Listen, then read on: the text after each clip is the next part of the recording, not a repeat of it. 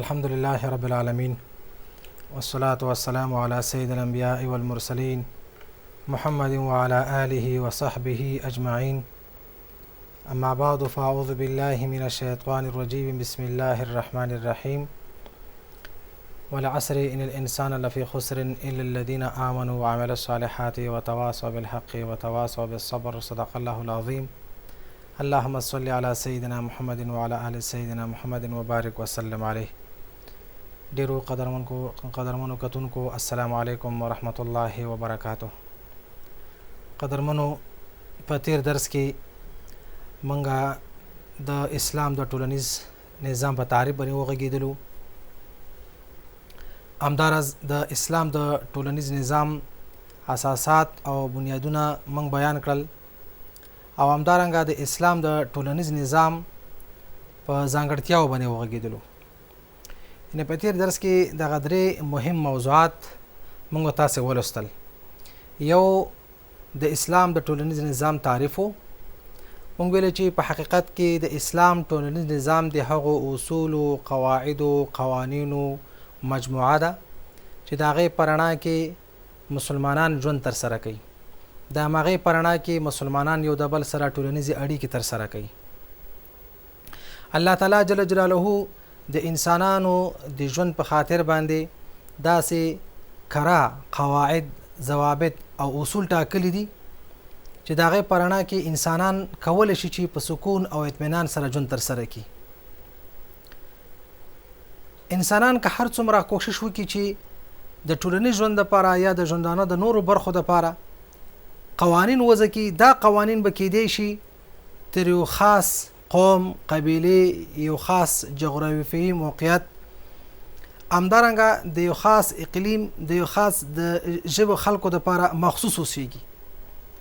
دا به د یو خاص وخت پورې محدود اوسیږي.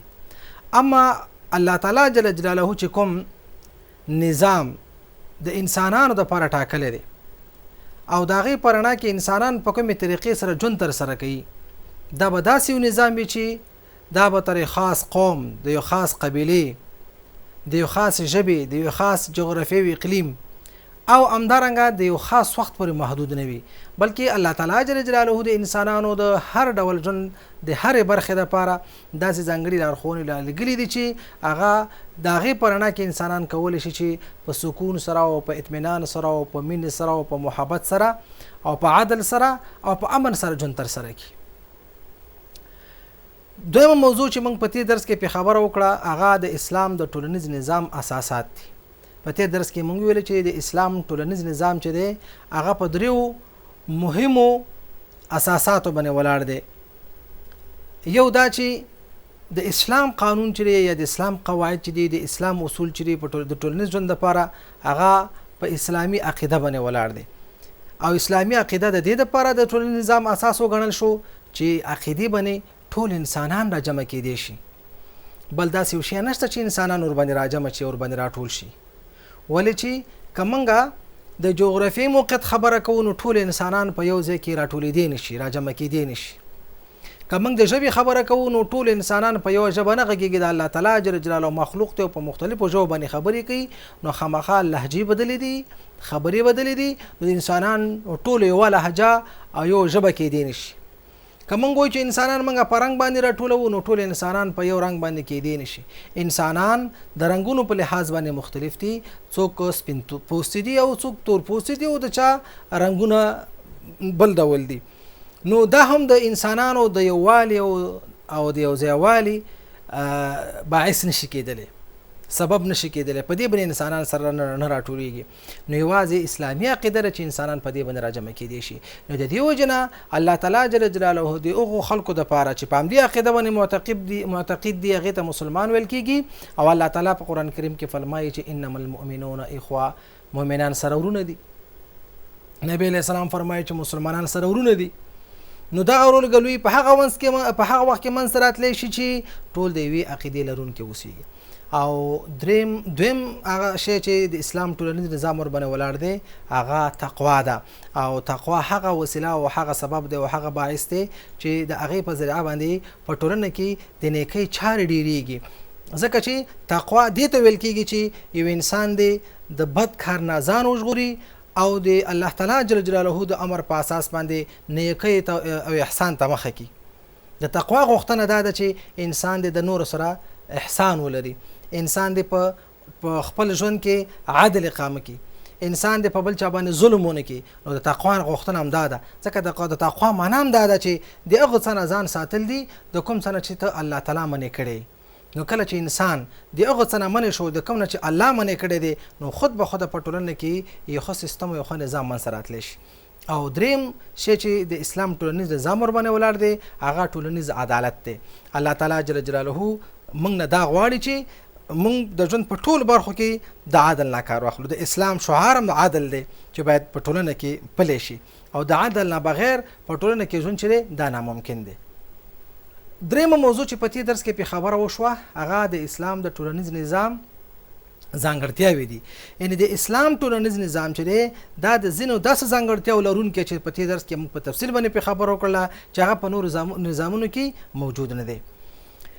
په ننني درس کې موږ د اسلام د ټولنیز نظام په اهدافو باندې غږیږو چې نن درس کې به ان شاء الله په تفصیل باندې په دې موضوع موږ غږیږو، په دې موضوع به خبره کوو چې د اسلام ټولنیز نظام چې کوم اهداف لري.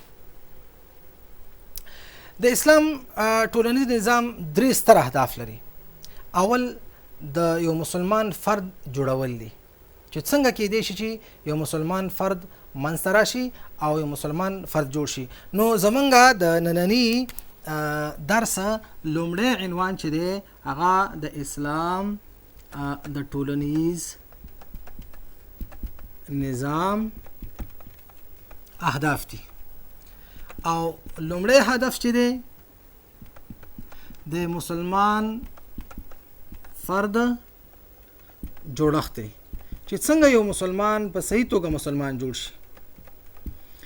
او دا مسلمان چې کله جوړیږي دا اول د عقیدې په بنیاد، د عقیدې پر بنیاد، یعنی اسلام غواړي چې د انسان نه یو معتقد انسان جوړ کړي او ښکلې عقیده ولري. اوس مسلمان څنګه د عقیدې په بنیاد باندې مسلمان جوړیږي شي؟ رسول الله صلی الله علیه وسلم د لومړي ځل د پاره چې کله په پیغمبري باندې مبعوث شو او پیغمبر شو، الله تعالی جل جلاله هغه ته رسالت ورسواره. نو د ټولو نه مخکې رسول الله صلی الله علیه وسلم د انسانانو د عقیدو په جوړښت باندې پیل وکړو چې د انسانانو عقیدې جوړ شي.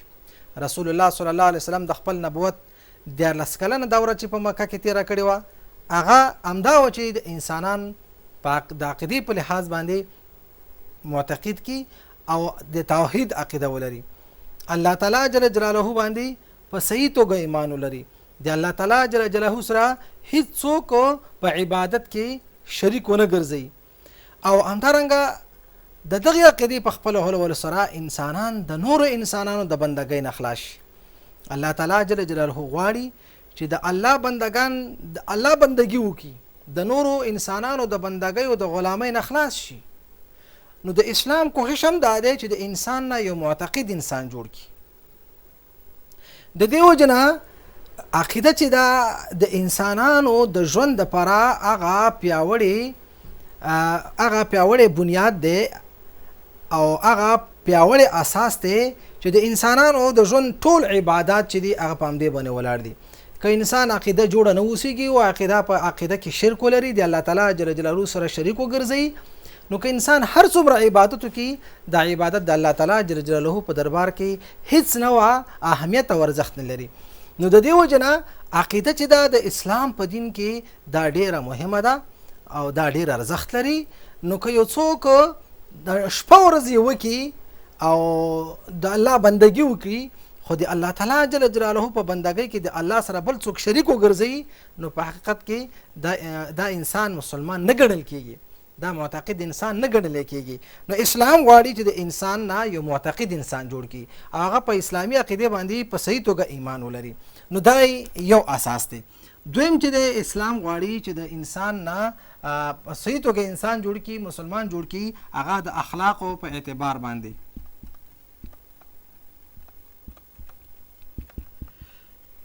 اخلاق چې دی په حقیقت کې د انسان په ژوند کې ډیر زیات مهم کردار ادا کوي. ځکه اخلاق د انسان هغه څه راڅرګندوي چې د انسان په داخل کې دي. اخلاق دې څه شی؟ اخلاق په حقیقت کې دا یو معنوي شی دی چې د انسان په نفس کې ځای په ځای شوی وي. د همغو اخلاقو په نتیجه کې انسان چارې ترسره کوي. که انسان د ښو اخلاقو څښتن اوسیږي نو هغه به ښې چارې ترسره کوي، او که انسان د بد اخلاقو څښتن اوسیږي نو هغه په ژوند کې بدې چارې ترسره کوي. نو ځکه خو اسلام چې دی د عقیدې نه وروسته چې انسان معتقد انسان جوړ کړي، په دویم قدم کې د انسانانو په اخلاقو باندې کار کوي. د مسلمان امتیاز په همدې کې دی چې هغه د نورو انسانانو نه د ښو اخلاقو څښتن اوسیږي. که یو څوک ډېر عبادات ترسره کوي خو لیکن دغه اخلاق درست نه وي، دغه عبادات د الله تعالی جل جلاله په نسبت باندې هیڅ اعتبار نه لري. حدیث کې راځي رسول الله صلی الله علیه وسلم فرمایي چې تاسې مفلس انسان پیژنئ چې مفلس څوک دی؟ صحابه کرام ویل چې بلې هو، مفلس هغه چاته ویل کېږي چې درهم او دینارو نه لري. رسول الله صلی الله علیه وسلم ورته فرمایل چې تاسې حقیقي مفلس نه دی پیژندلی. حقیقي مفلس هغه څوک دی چې د قیامت په ورځ باندې به د ډېرو نیکو چارو د عباداتو سره راشي، نفلونه به ډېر کړي، صدقې به ډېر ورکړي، حج او عمرې به زیاتې ادا کړي، نفلونه او تهجد به ډېر ترسره کړي، تلاوتونه او ذکرونه به ډېر ترسره کړي، اما د اخلاق درست نه دي. یو څوک یې په څپېړه وهلی، یو چاته په ژبه باندې ضرر رسولی، یو چا پر یې تور تړلی، د یو چا نه مثلا په یو طریقې سره مال اخیستی دی او خیانت یې کړی، همدارنګه د چا سره په وعدو باندې وفا نه ده کړې. دا څومره چې اخلاقیات دي او د انسان نه غوښتنه کېږي دی نه دي پر ځای کړي، یوازې عبادات یې ترسره کړي دي. نو بیا به د ده دغه نیک اعمال عبادات دا ټول په بد اخلاقۍ کې لاړ شي. که چاته ضرر رسولی د ده نیک اعمال به هغه ته ورکولی شي، چاته کنځلې کړي دي هغه ته د دې نیک اعمال ورکولی شي، یو چاته د یو چا سره خیانت کړی دی د ده نیک اعمال به راواخیستلی شي هغه ته به ورکولی شي. یعنې ده چې هر یو بد سلوک په دنیا کې ترسره کړی دی، د دې بد سلوک په نتیجه کې به د ده نه دا ټول نیک اعمال ختم شي، دی به په سپین میدان پاتې شي، بالاخره به د خلکو ګناهونه راواخیستلی شي، په ده به واچولی شي او دی به جهنم ته لاړ شي. نو د دې وجه نه اسلام غواړي چې د انسان نه یو با اخلاق انسان جوړ کړي، هغه چې انساني ټولنه یې غوښتنه لري، هغه چې انسانیت یې غوښتنه لري. نو په حقیقت کې صحیح مسلمان هغه څوک دی چې هغه د اخلاقو په لحاظ باندې درست اوسېږي، اخلاق یې صحیح وي. که د عباداتو فلسفې ته راشو، د مانځه فلسفه وګورو، که د روژې فلسفه وګورو، که د زکات فلسفه وګورو، که د حج فلسفه وګورو، بالاخره به دې نتیجې ته ورسېږو چې دا ټول عبادات د دې دپاره دي چې د انسان نه یو با اخلاق انسان جوړ شي. دا فلسفه به په خپل ځای باندې بیان کوو انشاءالله، په خپل مورد کې د اخلاقو په نظام کې به انشاءالله د دې موضوع په تفصیل سره بحث راشي چې څنګه مونږ د انسان نه یو با اخلاق انسان جوړوي. قرآن کریم کې الله تعالی فرمایي چې ان الصلاة تنهى عن الفحشاء والمنکر، انسان د فحشا او د منکراتو نه منځ منع کوي. کم چې صحیح منځ وي او هغه په ټولو ارکانو او په ټولو شرایطو برابر منځ وي او د ټولو آداب سره او د هغه طریقې سره چې اسلامي شریعت ته ښودلی په هغې سره منځ ادا شوی اوسېږي، د انسان نه په اصطلاح یو با اخلاق انسان جوړوي. همدارنګه روژه د انسان نه با اخلاق انسان جوړوي. رسول الله صلی الله علیه وسلم فرمایي چې یو سړی به روژه داري هغه به چا سره جنګ نه کوي، چاته به کمزلي نه کوي، چغې به نه وهي. دا ټول د دې دپاره دی چې انسان نه یو با اخلاق انسان جوړ کړي. رسول الله فرمایي، قرآن کریم آیات دی چې څوک چې حج ته لاړ شي او حج کې د فسق او د فجور چارې ترسره نه کړي نو دی بېرته راوګرځېږي داسې شي لکه د مور نه چې نوی تولد شوی وي. قرآن کریم کې الله تعالی فرمای الحج اشهر معلومات فمن فرض فيهن الحج فلا رفث ولا فسوق ولا جدال في الحج. حج معلومه میاشتې دي، په چا باندې چې په دې میاشت کې حج فرض شو، حج ته لاړ نو هغه بیا شهواني چارې نه ترسره کوي، فسق او فجور بنه تر سره کوي، جنگ او جګړه بنه تر سره کوي، ځکه چې په دې سره دغه حج خرابېږي. نو همدارنګه زکات چې دی دا داسې عبادت دی چې د انسان یو با اخلاق انسان جوړي. قرآن کریم کې الله تعالی فرمایي خذ من اموالهم صدقه تطهرهم وتزکیهم بها. د دې د مالونو نه صدقه واهله، په دې سره هغوی تزکیه کا. تزکیه معنی جوړ پاکوالی ته ویل کېږي. همدارنګه د هغوی په اعتبار د ظاهر سره پاک کا په دې سره. نو معنا دا شوه که هغه مونځ دی، زکات دی، روژه ده، حج دی او نور عبادات، دا د همدې دپاره دي چې د انسان اخلاق سپېڅلي شي. نو دویم مهم شی چې دی چې د فرد په دې هغې باندې جوړېږي، هغه د اخلاقو په بنیاد باندې د انسان جوړښت دی. نو اسلام چې دی د انسان په اخلاقو باندې ډېر زیات ترکیز کړی دی. اوس په دویم قدم کې راځو، په دې باندې خبره کوو چې د اسلام د اهداف، د اسلام د اخلاقي د ټولنیز نظام د اهداف څخه بل هدف چې دی، لوی ستر هدف چې دی، هغه د مسلمانې کورنۍ جوړښت دی. د مسلمانې کورنۍ جوړښت. اول راځو مسلمانه کورنۍ پیژنو چې مسلمانه کورنۍ کومه کورنۍ ده. مسلمانه کورنۍ د مسلمانې ټولنې هغه پیاوړې خښته ده چې بنیادونه او قواعد د اسلام په سپېڅلو اصولو ولاړ او اسلامي منهج د ټولنیز ژوند محور وي. یعنی مسلمانه کورنۍ چې ده دا د مسلمانې ټولنې هغه بنیادي خښته ده چې د هغې قواعد او د هغې بنیادونه د اسلام په سپېڅلو اصولو باندې ولاړ وي. اسلامی منهج، اسلامی قانون د هغې د ژوند محور څرخوي. په همدې باندې انسانان چې دی ژوند تر سره کوي. دغه اصول مسلمانان قبلوي. نو مسلمانه ټولنۍ کومه مسلمانه کورنۍ کومه کورنۍ ده؟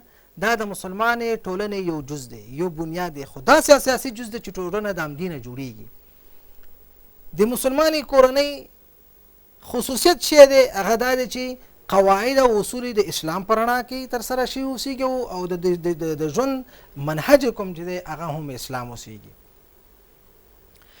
مسلمانه کورنۍ هغه لومړنۍ مدرسه ده چې د اسلام اصولو، آدابو او مقاصدو ساتنه کوي او دغه اصولو په رڼا کې د خپلو اولادونو نارینوي که ښځینه تربیه کوي او د هغې روزنه کوي. نو په عام ډول کورنۍ د ټولنې هغه تخم دی چې امت ترې راټوکېږي. د کورنۍ په اصلاح سره ټولنه اصلاح او د کورنۍ په فساد سره ټولنه فاسدېږي. نو په حقیقت کې کورنۍ چې دا د ټولنې هغه جز دی، هغه بنیاد دی چې د اسلام د آدابو، د اسلام د مقاصدو او د اسلام د احکامو ساتنه کوي. هغه اصول، هغه قواعد چې اسلام ورته وضع کړي دي د هغې په رڼا کې د خپلو اولادونو تربیه او روزنه کوي. همدغه اولادونو ټولنې ته ورځي، په ټولنه کې ژوند اختیاروي. که مسلمانه ټولنه که مسلمانه کورنۍ اوسېږي نو مسلمانې ټولنې ته به مسلمان افراد ورکوي. که مسلمانه کورنۍ نه اوسېږي، فاسده کورنۍ اوسېږي، نو همدغه افراد ټولنې ته ورداخلیږي او ټولنه د فساد نه ډکوي. نو کورنۍ چې دا په ټولنه کې هغه بنیادي خښته ده چې ټولنې په همدې باندې ودرېږي. نو د دې وجې نه اسلام د کورنۍ په اصلاح باندې ډېر زیات ترکیز کړی دی او ډېر زیات تاکید ورباندې کړی دی او د مسلمانانو نه یې غوښتنه کړې ده چې هغوی باید خپلې کورنۍ د اسلام په اصولو باندې جوړې کړي. اوس راځو چې په ټولنه کې خو مهم، په کورنۍ کې خو مهم شی هغه افراد چې دي هغه مور او پلار دي. اوس څنګه کېدی شي چې مور او پلار یو مسلمانه کورنۍ منځته راوړي؟ په مسلمانه کورنۍ کې د مور او پلار دندې څه دي؟ په مسلمانه کورنۍ کې د مور او پلار مسؤلیتونه څه دي؟ راځو همدغه موضوع اوس تشریح کوو چې په مسلمانه کورنۍ کې د پلار دغه څه دي، د پلار وظیفه څه ده او د پلار دنده څه ده او د پلار مسؤلیتونه څه دي. په مسلمانه کورنۍ کې د پلار دندې، د پلار وظیفې، د پلار مسؤلیتونه. چې په مسلمانه کورنۍ کې پلار څه مسؤلیتونه لري؟ اول مسؤلیت د پلار دا دی چې د کورنۍ د غړو ایمانی او اخلاقی روزنه وکړي. رسول الله صلی الله علیه وسلم فرمایي چې الا خبردار کلکم راع، هر یو له تاسو نه هغه راعي دی، هغه شپونکی دی، وکلکم مسؤول عن رعیته، او هر یو نه به د خپل رعایت په اړه پوښتنه کیږي. پلار چې دی مسؤول دی د خپل کور د کورنۍ د افرادو په اړه باندې، او مور چې ده هغه هم مسؤله ده د کورنۍ د غړو په وړاندې. مور او پلار دواړه مسؤلیت لري او درانده مسؤلیتونه لري. نو د پلار دنده وظیفه من حیث پلار دا ده چې د کورنۍ د غړو د اولادونو څومره چې ماتحت د دوی ژوند تر سره کوي، نو باید د هغې ایمانی او اخلاقی روزنه وکړي، لکه څنګه چې په مخکې ورته اشاره وشوه چې د اسلام د ټولنیز نظام هدف دا دی چې د انسان نه معتقد انسان جوړوي. نو اول ایمانی روزنه ده. دویم غواړي چې د اخلاقو په لحاظ باندې د یو فرد روزنه وکړي. نو په دې کې دغه مسؤلیت راجع کیږي کورنۍ ته. په کورنۍ کې دا مسؤلیت راجع کیږي پلار ته، چې پلار دا مسؤلیت لري چې د اولاد عقیده جوړه کړي، الله وروپېژني، همدارنګه هغه مؤمن به شیان چې ایمان په ضرور دی هغه وروپېژني، اخلاق وروپېژني او آداب وروپېژني. دا د پلار مسؤلیت ګڼل کېږي. که چیرې پلار دا مسؤلیت ادا نه کړي، نو بیا به د قیامت په ورځ الله تعالی جل جلاله د هغه نه پوښتنه کوي.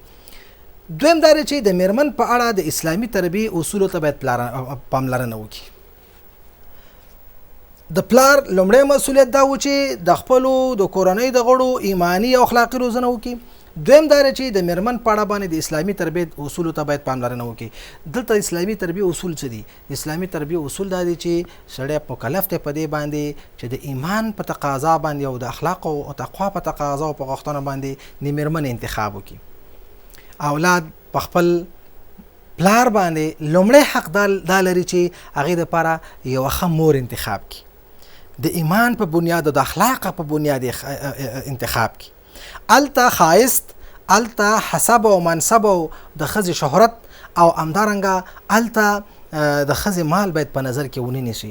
دلته یوازې معیار باید د تقوا او د ایمان وي، د ایمان او د تقوا په بنیاد باندې انتخاب وکړي. نو دی لومړنیو او اولویاتو نه ګڼل کېږي چې باید پلار دې ته متوجه اوسېږي تر څو د اولاد دپاره یوه ښه مور انتخاب کړي. او دریم مسؤلیت د پلار په کورنۍ کې دا دی چې د اولادونو د چارو هر اړخیزه څارنه او تعقیب وکړي. اولاد وڅاري، اولاد تعقیب کړي، چیرته لاړو، څه کوي، آیا دا داسې ځایونو ته خو نه ځي چې دغه تربیه په هغه باندې خرابېږي، دغه اخلاق په هغه باندې خرابېږي. پلار یوازې دا مسؤلیت نه لري چې هغه د خپل میرمن سره د کوروالي په نتیجه کې اولاد راوړي نورې پرېږدي.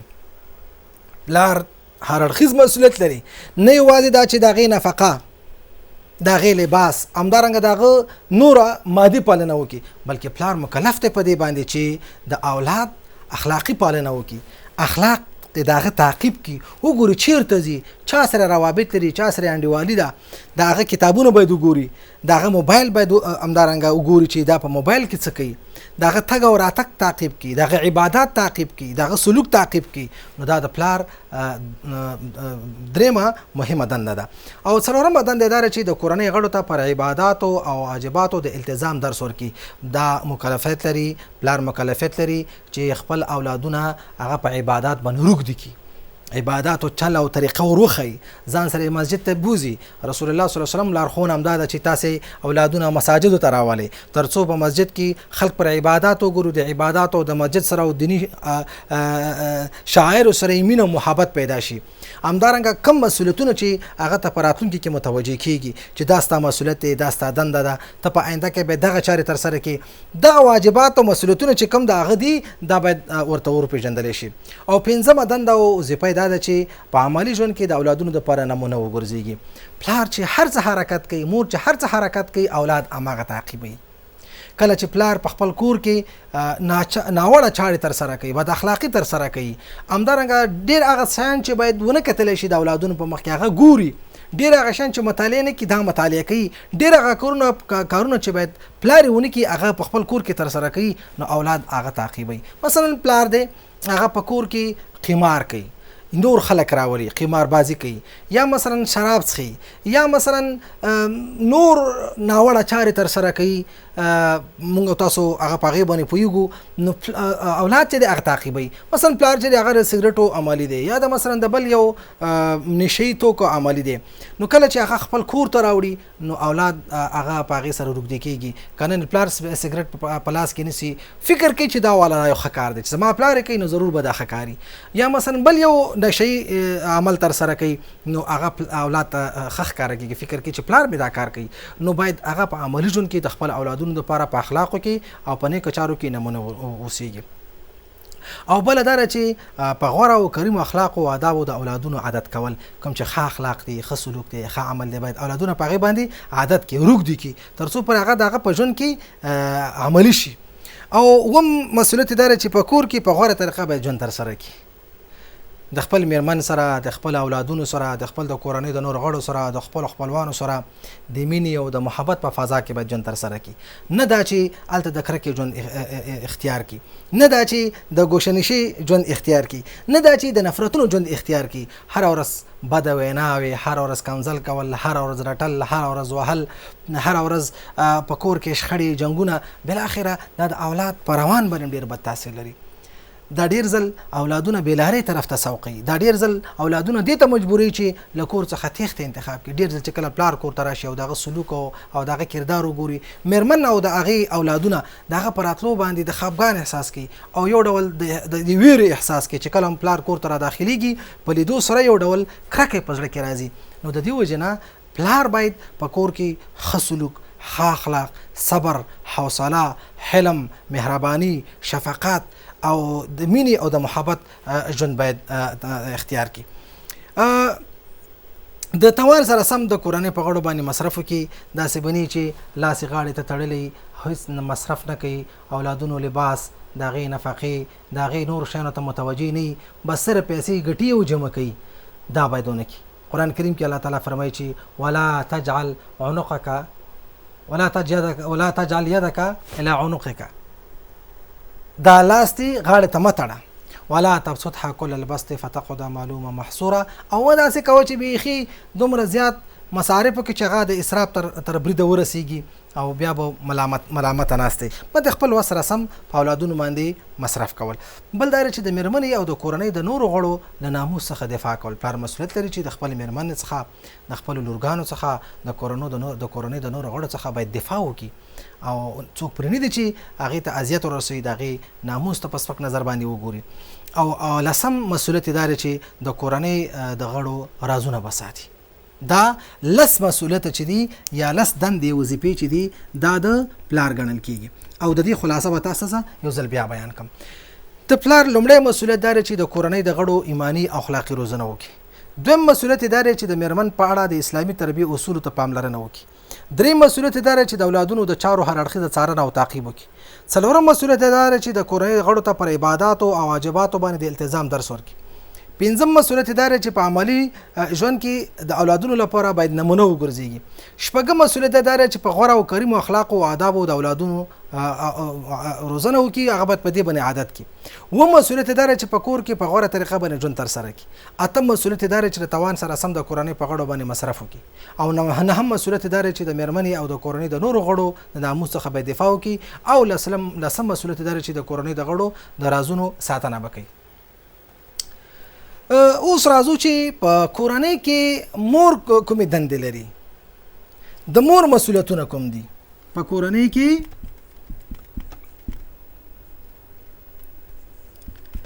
د مور دندې یا د مور مسؤلیتونه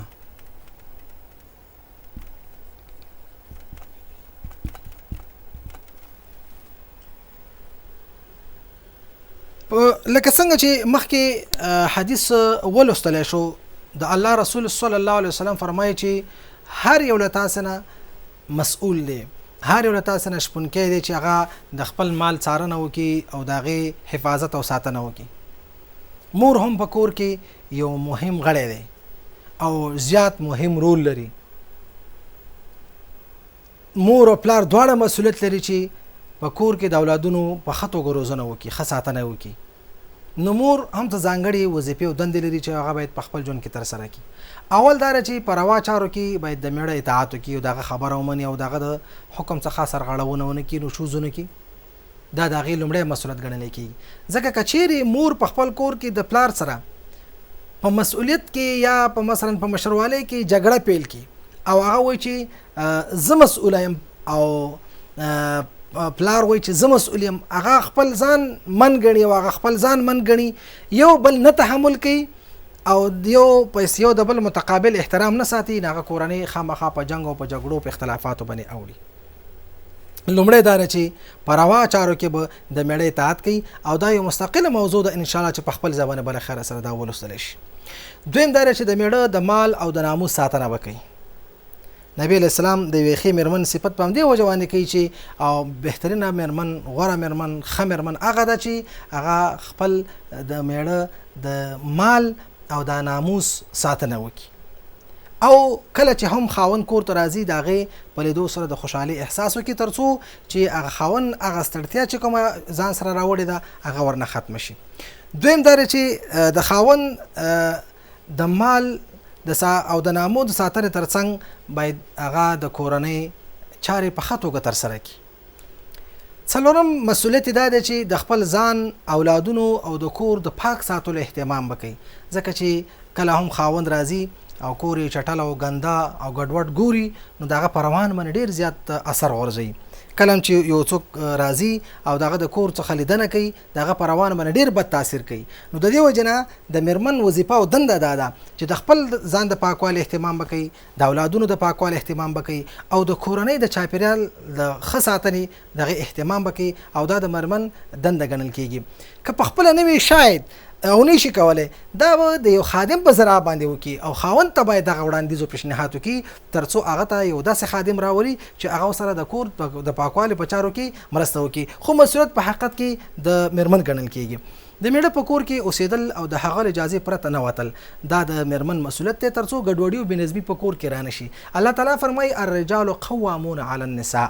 سړي چې دي هغه د کور مشران دي، هغه د نارینه او هغه د زنانو دپاره مسؤولین دي، مشران دي او میرمن ته پکار ده چې دا مشري باید ومني او د خپل خاوند د اجازې څخه پرته هېڅ چېرته باید لاړه نه شي، مګر دا چې د مور پلار لیدو ته انشاءالله دا موضوع مستقله موضوع ده چې وروسته په حقوقو کې انشاءالله ورته اشاره وشي. نو خو د میرمن د مسؤلیتونو څخه یو ستر مسؤلیت دا دی چې د میړه د اجازې څخه بغیر به بهر نه وځي. او شپږم دا چې د عدت پر وخت کې چې کله هم هغه د میړه د خوا نه طلاق شي او یا دا چې خاوند یې مړ شي دا باید د میړه د کور څخه ونه وځي. د قرآن کریم آیات دی چې والمطلقات یتربصن بانفسهن 3 قروء.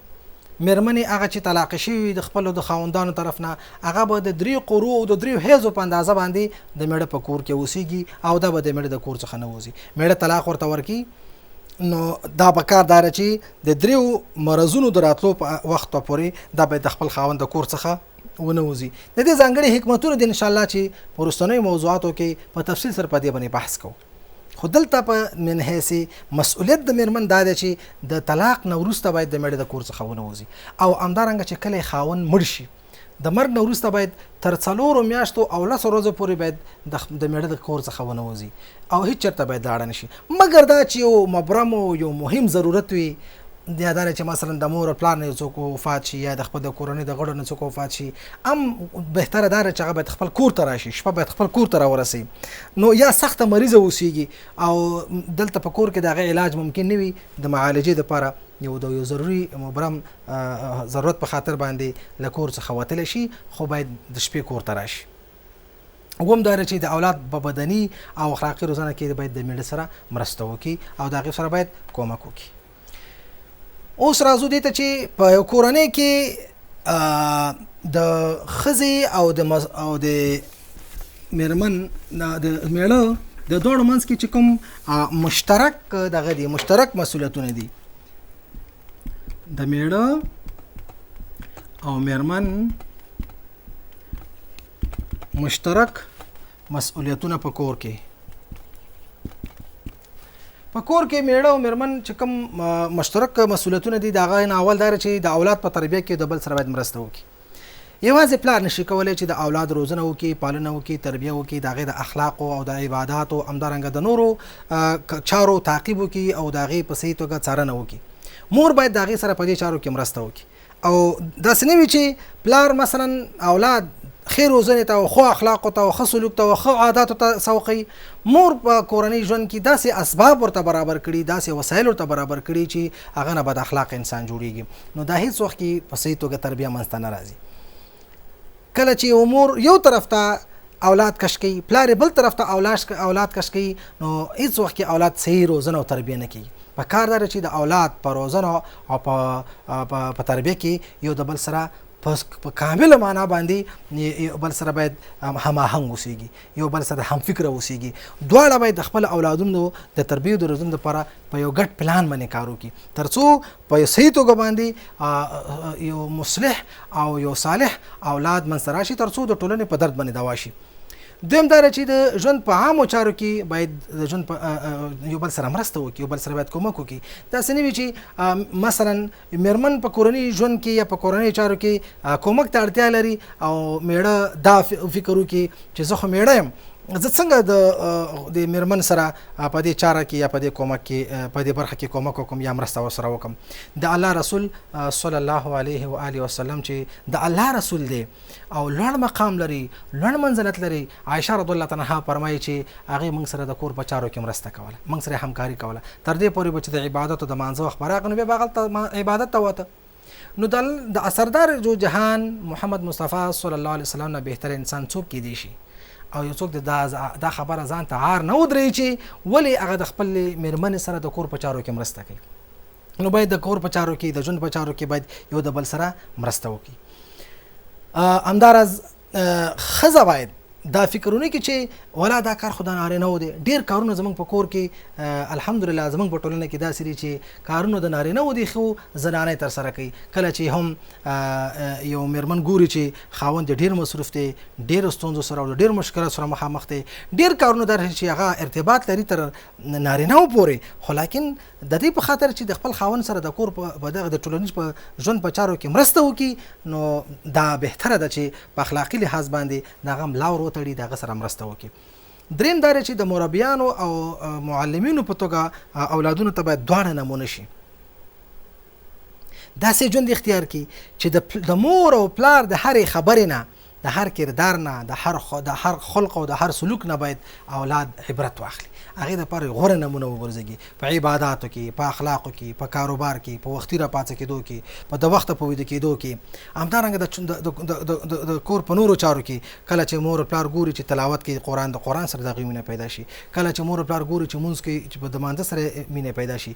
کله چې مور پلار ګوري چې د کور د پاکوالي اهتمام ساتي، په دې خفه کېږي، هغه د کور پاکوالي ته په اهتمام ورکوي. کله چې ګوري مور پلار اسراف نه کوي، نو د اسراف نه ځان ساتي. کله چې مور پلار ګوري چې په بد اخلاقۍ باندې د اولاد په بد اخلاقۍ باندې د غلطو شیانو په لیدو باندې خفه کېږي، نو هېڅ وخت کې اولاد به هغې ته نه نږدې کېږي. نو دا دواړه باید د مربیونو په توګه باندې، د معلمینو په توګه باندې د اولادونو دپاره نمونه وګرځېږي. او څلورمه دا چې د اولادونو په وړاندې له شخړو او جنګونو څخه باید ځان وساتي. د هره ورځ جنګونه، هره ورځ شخړې، هره ورځ بدې ویناوې، هره ورځ وهل او ټکول، دا د اولادونو په روانه باندې ډېر زیات بد اثر غورځوي. نو په کار دا چې د دې شان نه په کلکه باندې ځان وساتي. اول خو کوشش دا وکړي چې د اولادونو په مخ کې د بدو الفاظو، د بدو سلوک، د بد خلق باید دغه نشي. که چېرته هم منځته راشي باید هغوی صبر وکړي، تحمل وکړي چې اولادونه د خفګان سره مخامخ نه کړي، اولادونه د کوم رواني تکلیف سره مخامخ نه کړي. او بل دا چې په کورني ژوند کې باید په چارو کې بل سره مشوره وکړي. د الله رسول صلی الله علیه وسلم با خپلو میرمنو سره مشوره کوله، صحابه کرام به د خپلو میرمنو سره مشوره کوله، او د میرمنو په مشوره کې ډېر خیر وي. ځکه چې میرمن د په کور کې مشاوره ده، ځان ته به سړی نه مغروره کېږي چې ښځې لاج شي، د ښځې خبره به لاڅوي، د ښځې نظر به لاڅوي. دا خبره داسې خبره ده چې ډېر جاهلانو د خپلې خولې نه راوباسي، ډېر ناپوه خلک د خپلې خولې نه راوباسي. په کار دا چې ډېرو مواقعو کې رسول الله صلی الله علیه وسلم د خپل میرمنو سره مشوره کړې ده او هغه مشوره کامیابه ختلې ده او په هغې کې نبی علیه صلات وسلام بریالی شوی دی.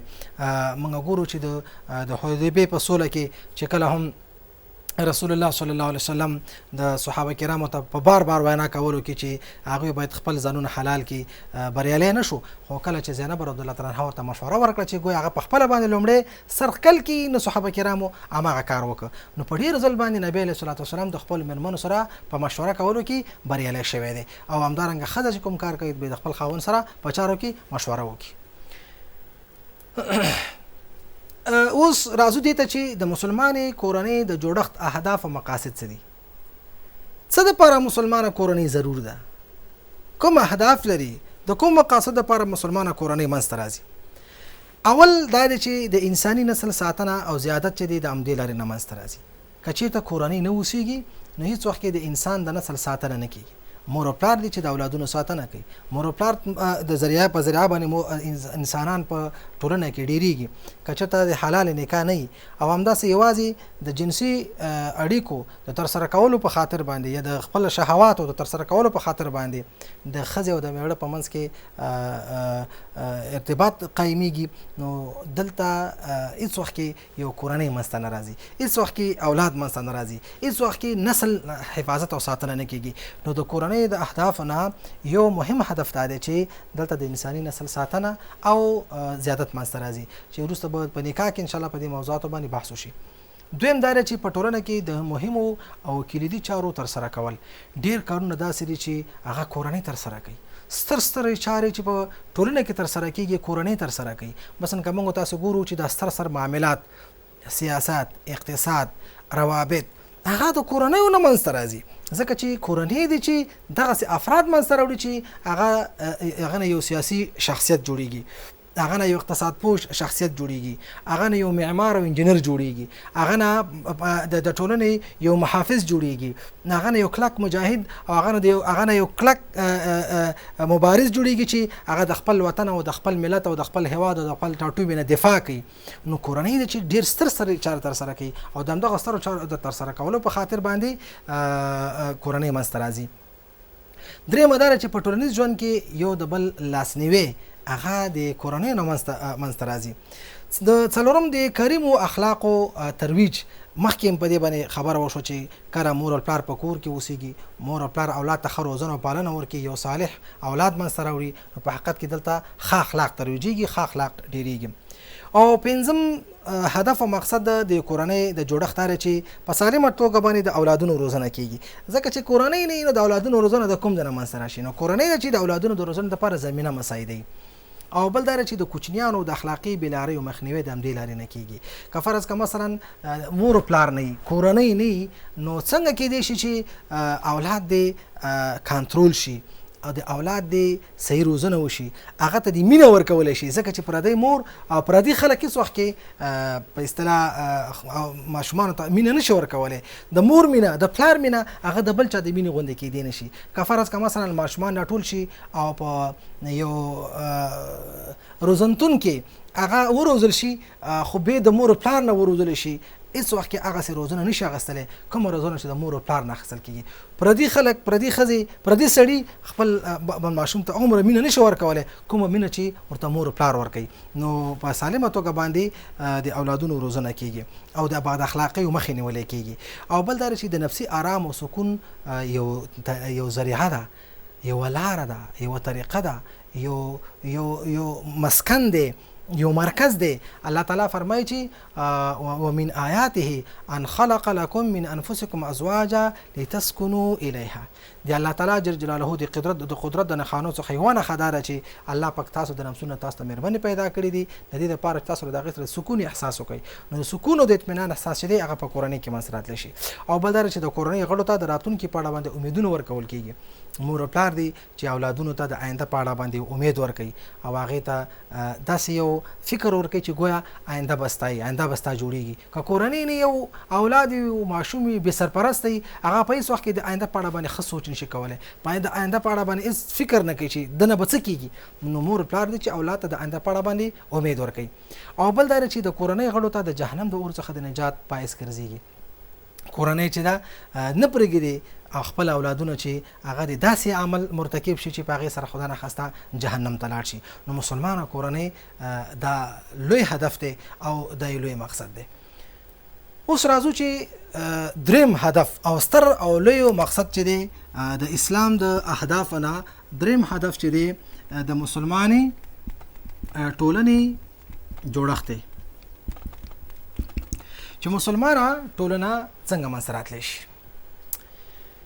د مسلمانې ټولنې تعریف به زه وکړو چې مسلمانه ټولنه چاته ویل کېږي. خو مخکې له دې نه چې د مسلمانې ټولنې په تعریف باندې خبره وکړو، اول په ټوله کې د ټولنې تعریف کوو چې ټولنه وایي څه ته. ټولنه د خلکو هغه مجموعې ته ویل کېږي چې یو ځای ژوند ولري، د ځانګړو قوانینو، دودونو او تقالیدو تابع وي، په جغرافیایي موقعیت، اعتقاداتو او دین کې سره شریک اوسېږي. دا عامه ټولنه دي. دا که مسلمانه ټولنه وي او که غیر مسلمانه ټولنه وي، نو هغه په یو ځای کې ژوند ترسره کوي، د ځانګړو قوانینو، رواجونو، دودونو، تقالیدو تابع اوسېږي او په یو ځانګړي موقعیت کې همدارنګه په اعتقاداتو کې په دین کې سره شریک اوسېږي. البته مسلمانه ټولنه هغه خدای پرسته، انساني، بااخلاقه او متوازنه ټولنه ده چې افراد د اسلامي عقیدې، دینی ورورګلوۍ، مینې، محبت، ټولنیز تکافل، عدل او رحمت په موضوع باندې تړلې اوسېږي. نو مسلمانه ټولنه چې ده د نورو ټولنو څخه امتیاز لري. امتیاز یې په څه کې دی؟ دا خدای پرسته ټولنه ده، دا بااخلاقه ټولنه ده، دا متوازنه ټولنه ده، دا یو معتقده ټولنه ده. دلته مینه ده، دلته ورورګلوي ده، دلته ټولنیز تکافل دی، دلته عدل دی او دلته رحمت دی. دا هغه څه دي چې په دې باندې مسلمانه ټولنه ممتازه ګڼل کېږي. اوس مسلمانه ټولنه کم مواصفات لري؟ کومې ټولنې ته مسلمانه ټولنه ویل کېږي؟ هغه مسلمانه ټولنه نه ده چې تش په نوم سره مسلمانه ټولنه یې په اسلامي هیواد کې اوسېږي. موږ هیڅ وخت کې د دغو اوسنیو مسلمانو ټولنو ته په کامله معنا باندې مسلمانه ټولنه که موږ وایو چې دا په کامله معنا باندې مسلمانه ټولنه ده، نو دا تعریف به درست نه وي. ولې چې موږ ګورو اوسنۍ ټولنې د نورو انسانانو لپاره د مسلمانانو نمایندګي نشي کولی. چې موږ وایو چې یاره د اوسنۍ ټولنې په اسلامي هیوادونو کې دا کاملا مسلمانې او ماډل ټولنې دي، دا هیڅ وخت کې د مسلمانۍ ماډل نشي کېدلی. دا هیڅ وخت کې د مسلمانی په صحیح معنا نشي تعریفولی چې نورو انسانانو ته اسلام وروښیي چې په عمل کې چې ګویا اسلام دا شی دی. موږ ګورو چې په مسلمانو ټولنه کې داسې چارې ترسره کېږي چې هغه په هیڅ انساني ټولنه کې نه ترسره کېږي. نو موږ څنګه دغسې ټولنو ته د مسلمانو ټولنې نوم ورکوو؟ نو اوس راځو چې مسلمانه ټولنه وایي چاته کوم مواصفات به ولري. اول، د ژوند په ټولو برخو کې دیني احکامو ته التزام لري. مسلمانه ټولنه کومه ټولنه ده چې د ژوند په ټولو برخو کې دیني احکامو ته التزام ولري. هغه که اقتصادي چارې دي، که هغه معاملات دي، که هغه سیاست دی، که هغه همسایه‌توب دی، که هغه اخلاق دي، که هغه په اصطلاح فردي ژوند دی، د ژوند په ټولو احکامو کې، د ژوند په ټولو برخو کې شرعي احکامو ته ملتزم وي او شرعي احکام په خپل ژوند کې عملي کوي. دویم، د امر بالمعروف او نهي عن المنکر دنده ترسره کوي. مسلمانه ټولنه هغه ته ویل کېږي چې هغه په کامل معنا باندې په هغه کې د منکراتو مخنیوی کوي. منکر کوم شي ته ویل کېږي؟ هغه شي ته ویل کېږي چې هغه په ټولنه کې تشنج جوړوي، هغه په ټولنه کې اختلاف جوړوي، په ټولنه کې ګډوډي منځته راوړي او ټولنه یا د ټولنې افراد هغې نه کرکه ولري. مثلا درواغ ویل، مثلا خیانت کول، مثلا وعده خلافي کول، مثلا قتل کول، مثلا غلا کول، یا داسې نورو چارې چې په ټولنه کې تشنج، په اصطلاح بد اخلاقي، په ټولنه کې ګډوډي منځته راوړي، دې ته منکرات ویل کېږي. مسلمانه ټولنه، د مسلمانې ټولنې افراد په دې مکلف دي چې د منکراتو مخه ونیسي، معروفات عام کړي. معروف هغه شی ته ویل کېږي چې په معروف کې خلک ښه ګڼي. مثلا رښتیا ویل دا معروف دي، په وعده باندې وفا کول دا معروف دي، همدارنګه احسان کول دا معروف دي، په عدل باندې فیصله کول دا معروف دي، خلکو ته خیر رسول دا معروف دي، په ټولنه کې د خیر چارې عمول دا معروف دي، په عدل باندې فیصله کول دا معروف دي. د معروفاتو عامول او د منکراتو بندول دا د مسلمان ټولنې یو صفت دی چې باید داسې یو صفت پکې موجود اوسېږي. او بل دا چلته پکې ټولنیز تکافل وي. که په مسلمانه ټولنه کې یو غریب و، بیچاره، فقیر، مسکین، ناچاره منځته راځي، باید نور باید د هغې سره په ګډه باندې مرسته وکړي، کومک وکړي، ملا یې ور وتړي، چاره یې په اصطلاح وکړي، د هغه لوږه رفع کړي، د هغې ته لباس ور واغوندي. نو مسلمانه ټولنه دې ته ویل کېږي. په کریمو اخلاق او التزام او د بد اخلاق څخه لري واره. مسلمانه ټولنه هغه ده چې هغه کې اخلاق عام اوسي کې بد اخلاقی پکې نه. مسلمانه ټولنه دغه چې د غیر مسلم سره هم ښه چلند لري. ورسته به ان شاء الله په دې موضوعات باندې تفصیلی بحث وشي چې مسلمان په دې مکلف دی چې د نورو انسانانو سره هغه هر څوک غوره چلند لري. امن ساتنه دا د ټولو مسلمانانو هغه چې په مسلمانه ټولنه کې ژوند لري دغه صفت دار چې هغه په امن کې ژوند کوي. او د امن ساتنه د غلا مخنیوي، د قتل مخنیوي، همدارنګه د اختطاف مخنیوي، د غلاګانو مخنیوي، دا د ټولو مشترکه دنده ده. د یوازې د دولت دنده نه ګڼل کېږي بلکې ټول د ټولنې افراد په دې مکلف دي چې د ټولنې د امن په ساتنه کې باید یو بل سره مرسته وکړي او دا د مسلمان ټولنې یو ځانګړی صفت دی. د ټولنې د افراد ترمنځ مینه محبت منځته راتلل دا داسې یو ټولنه اوسېږي چې هلته مینه وي، محبت وي، ترحم وي، شفقت وي، عاطفه وي، مهرباني وي. دا د مسلمان ټولنې صفت دی. همدارنګه چې مسلمانان چې کوم په مسلمانه ټولنه کې اوسېږي هغه باید په اسلامي هویت باندې وویاړي، په خپل لباس باندې وویاړي، په خپل داسې یو ځانګړی شکل چې هغه مسلمان ولري په هغې باندې باید افتخار وکړي او داسې نه چې خپل لباس، خپل شکل، خپل قواره هغه چې مسلمانان په پیژندل کېږي هغه د خپل ځان دپاره عیب وګڼي او د بل چا په هویت باندې وویاړي، د بل چا شکل خپل کی، د بل چا لباس خپل کی، په شکل او قواره کې دغه سیستم جوړ کی چې هغه د پردیو وګڼل شي. هیڅ ونه پیژندل شي چې دا مسلمان دی او د مسلمان ټولنې اوسیدونکي دی او که دا د غیر ټولنې اوسیدونکي اوسیږي. مسلمان الحمدلله هغه په کامله معنا باندې د هر څه نه غني دی او اسلام هغه ته د ژوند ټولې چارې په صحیح توګه ښودلې دي. مسلمان شکل معروف دی. نبی کریم صلی الله علیه وسلم خپل صحابه کرامو ته په بار باندې دې خبره تاکید کړې ده چې تاسو په لباس کې، په شکل کې د يهودو او د نصاراو او د مشرکانو په څیر خپل شکلونه مو جوړوي، لباس د هغوی په څیر مو جوړوي. نبی کریم صلی الله علیه وسلم دې نه منع کړې ده. ډېرې مسلمانان زموږ متاسفانه چې په دې مرض باندې اخته دي چې هغه د نورو په هویت باندې ویاړي، د نورو په اصطلاح نشنلټۍ باندې ویاړي. مسلمان باید په خپل قومیت باندې، په خپل نوم باندې، په خپل لباس باندې، په خپل شکل باندې ویاړي. خلکو ته وښیي چې مسلمان دغه ته ویل کېږي. مسلمانۍ هغه مسلمان باید هغه وپېژندلی شي چې نورو ځای کې یو ډله کې مسلمانان هر څوک ځانګړی لباس لري. اوس په ډېرو خلکو کې یهودي معلومیږي چې یهودي په کوم شکل اوسېږي، په ټولو خلکو کې یو نصراني مذهبي معلومیږي. نو دغسې مسلمان باید په خپل هویت باندې وویاړي، په خپل قومیت باندې وویاړي، په خپل لباس باندې وویاړي. دا د مسلمان ټولنې د یو فرد صفت دی. همدارنګه باید د قوت اسباب خپل کړي چې په څنګه کېدای شي چې د خپلې ټولنې د پرمختګ ورکړي، خپل ټولنې د سهولتونو سره د خپل ټولنې لپاره سهولتونه برابر کړي. دا د مسلمان ټولنې صفت دی. او بل دا چې د انساني پنځه ګونو اړتیاو او شرعي مقاصدو ساتنه وکړي. د انساني پنځه ګونو اړتیاو شرعي مقاصد کوم دي؟ اول د دین حفاظت دی. مسلمانه ټولنه په دې باندې مکلفه ده چې د دین حفاظت وکړي. د اسلام د دین مقصد هم همدا دی چې د دې لپاره باید کار وکړي چې په دې سره د انسان اړیکه د خپل رب سره ټینګېږي او ورسره د انساني خلقت هدف ترلاسه کېږي. یعنی دین داسې وسیله چې انسان د نور انسانانو د بندګۍ نه ژغوري او د الله تعالی عبادت یې راوړي. نو مسلمانه ټولنه دا مکلفیت لري چې د دین دغه هدف پلی کړي. بل دا چې د عقل ساتنه، عقل د انساني مکلفیت اساس ګڼل کېږي او په دې سره انسان له نورو حیواناتو ممتاز ګڼل کېږي او د انساني کرامت وسیله ده. نو باید د خپل عقل ساتنه وکړي. هر هغه شی چې د انسان عقل خرابوي، انسان عقل ته ضرر رسي، مثلا د نشهي توکو استعمال یا د نورو شیانو استعمال چې د انسان عقل ته ضرر رسي، باید د دې نه ځان وساتي. مسلمانه ټولنه مکلف ته دی چې د خپلو افرادو د عقل ساتنه وکړي. همدارنګه د نفس ساتنه چې دا د اسلام د دین د مقاصد څخه لوی مقصد دی چې په نفس سره ژوند دوام مومي او الله تعالی جل جلاله د کوم سره لپاره چې انسان پیدا کړي هغه مقصد په نفس باندې تر سره کیږي. چې انسان نفس طلب شي نو څنګه به هغه مقصد ترلاسه شي کوم د لپاره چې الله تعالی انسان پیدا کړی دی. د ناموس او نسل ساتنه د پنځم مقصد دی چې په دې سره بشریت د ځمکې پر مخ باندې ډیریږي، د عفت ساتنه کیږي او اخلاقی سپیشلتیا څخه برخمن کیږي.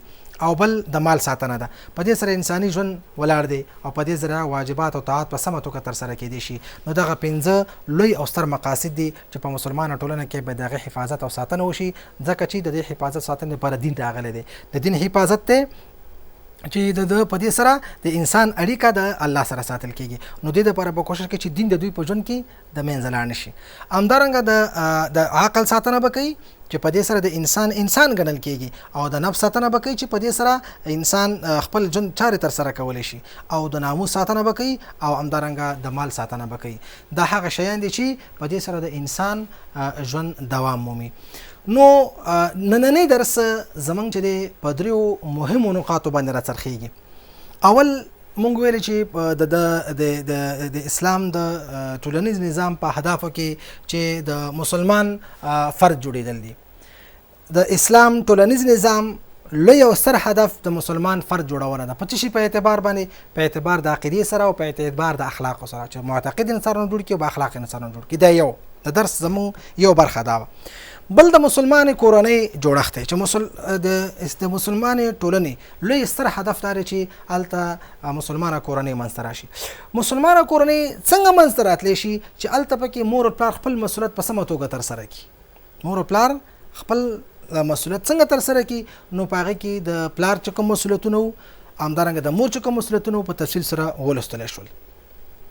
او همدارنګه د مسلمانې کورنۍ چې کوم هدف و، په هغه هدفو باندې وغږېدلو چې مسلمانه کورنۍ د کوم هدف او د کوم مقصد لپاره منځته راځي، او مسلمانه کورنۍ د کوم امتیازاتو څخه برخمنه اوسیږي. او درېیمه اخرنۍ خبره چې موږ په نن درس کې وکړه هغه د مسلمانې ټولنۍ جوړښت و، څنګه مسلمانه ټولنه منځته راتلی شي. نو مسلمانې ټولنې مواصفات کوم دي؟ مسلمانه ټولنه کومه ته ویل کېږي؟ نو موږ ویل چې مسلمانه ټولنه هغه ټولنه ده چې په هغې کې د اسلام قوانینو، د اسلام اصولو ته درناوی وشي، او د ژوند چارې د اسلام د احکام په رڼا کې ترسره شي. ستاسې توجه نه ډېره زیاته مننه. تشکر. السلام علیکم ورحمت الله وبرکاته.